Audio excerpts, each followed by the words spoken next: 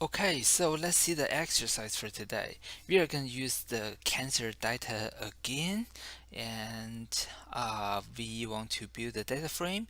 And after that, we want to do a sample. So we are sampling 15% of the data set for the building model purpose. So we really have to do that. Otherwise, doing the grid search may take really a lot of time. So, well, this 15% and will guarantee that you can do the grid search. Well, even though the grid search might be on a very large range, and there's no problem for this one. And usually in the real projects, and especially your dataset is very large, and you may want to do something similar if you are using the full data set for the grid search, and the grid search may take really long. So well, this 15%, you may find I'm not keeping a lot of the samples, but this is to make this exercise quick enough for you guys. Okay, so and after that we select all the target, and then we keep all the features by dropping the target, and then we do the train and test split. And after that, well, this is your work. You have to do a grid search and with the C, the degree, and coefficient. And the kernel is, of course, the polynomial kernel. And you need to do a grid search and then try to find the best combination of the hyperparameters. And you may find something slightly different. Well, that is quite okay. And after that, you want to get the performance by sending the X test to the best model, and after that you can do the classification report. And the next question is, if you want to extend the search space to do a next round of the grid search, and what will be the hyperparameters you are going to try. Okay, so first get your best combination of the parameters, and then think about this part. Do you want to try the second round of the search? And if you're doing that, what is the search space you're going to try? Okay, so go ahead and pause your video here, and well, later in the same video I'm going to show you my answers. Okay, so go ahead and pause your video here.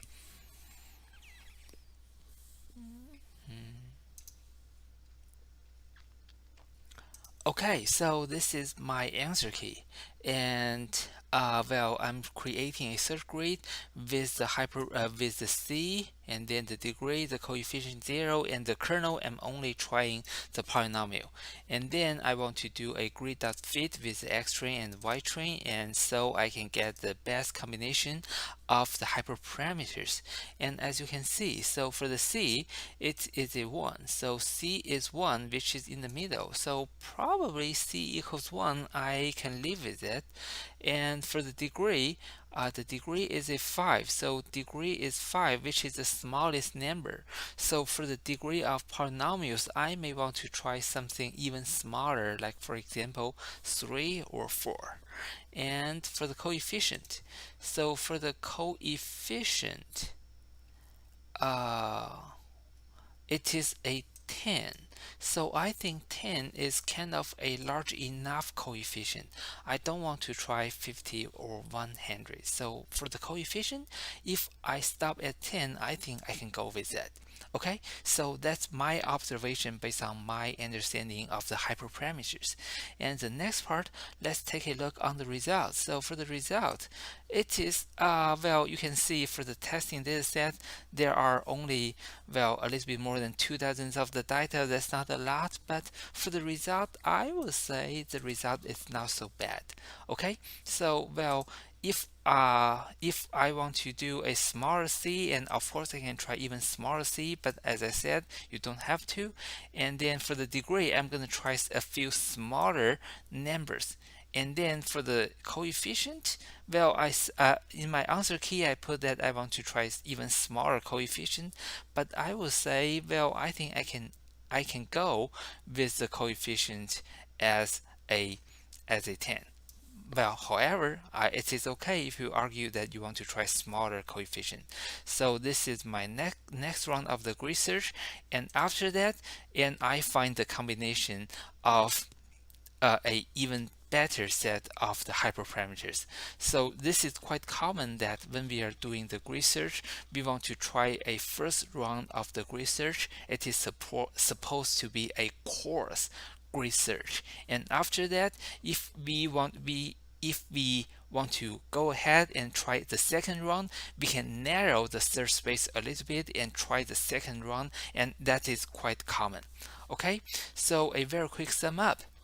We talk about the polynomial kernel today. So for polynomial kernel, this is one type of the kernel trick that the SVM model can do for us. Well, it works similar. It will give us the similar result as we add higher degree polynomial features, but without actually adding that many of the new features.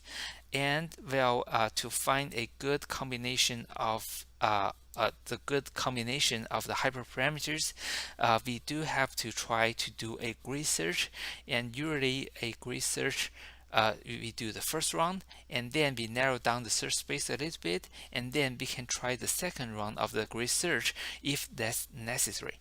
Okay, so that's it for today, and thank you. Bye.